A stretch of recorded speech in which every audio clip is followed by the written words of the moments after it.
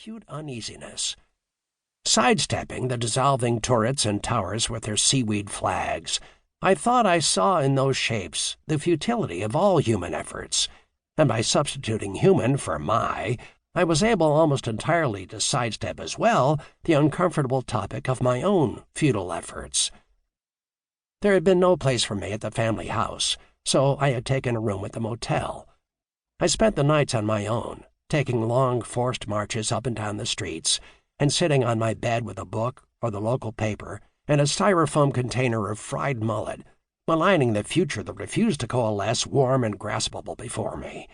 The utter inanity of the trip was crystallized by a visit to a distant relative in St. Petersburg on our final day. An old Italian man, he concluded the tour of his home by walking me out to the dock.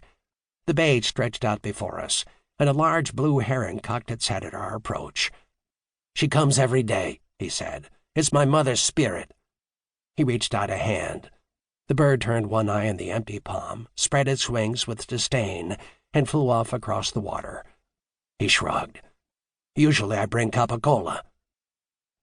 Toward the end of January I left, with no intention of ever returning to the island or the state, and this would have been the case, I think, if, some months later, I had not received in the mail a clipping from the Anna Maria newspaper.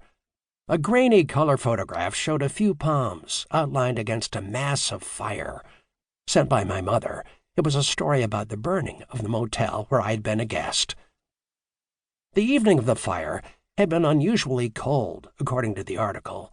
There was a strong wind, and the sky was empty of clouds.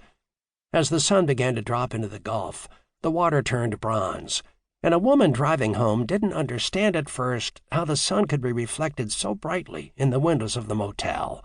Only when she drew near did she realize it was flames. As happens sometimes at the lower latitudes, it was dark before anyone realized, and when the fire department arrived shortly after 7, one of the motel's buildings was wholly engulfed. The roof groaned, the palms crackled and swayed. The wind came in steady off the water, carrying smoke across the island, and for blocks around, the air had the sharp smell of melted plastic and polyester.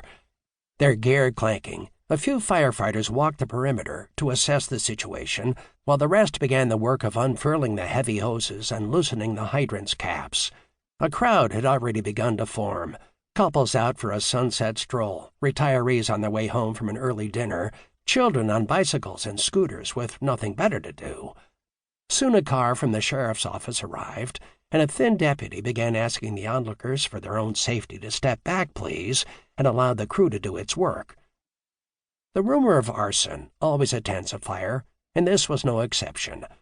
The crowd murmured, and when a van pulled up from the local TV station, it was clear the reporter hadn't come to tell a story about an accidental blaze. The deputy smoothed the air with his hands. This was a fire, nothing more and nothing less, and there was not yet any reason to believe it was a case of arson.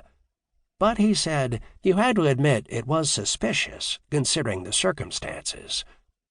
The circumstances, in the most immediate sense, were a white 2000 Pontiac convertible. It belonged to one of the owners of the motel, a woman named Sabine Musil-Buehler, and it currently sat in the sheriff's impound lot.